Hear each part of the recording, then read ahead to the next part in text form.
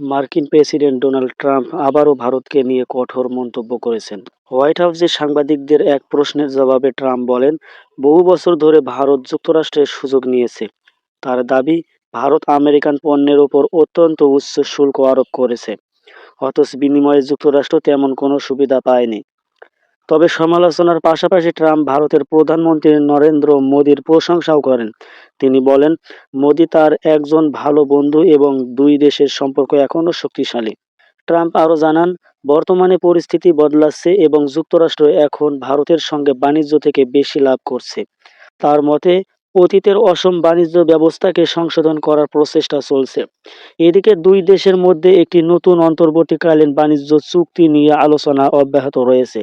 এই সপ্তাহে একটি মার্কিন প্রতিনিধি দল ভারত সফর করেছে এবং উভয় পক্ষই আলোচনাকে ইতিবাচক ও বাস্তববাদী বলে উল্লেখ করেছে।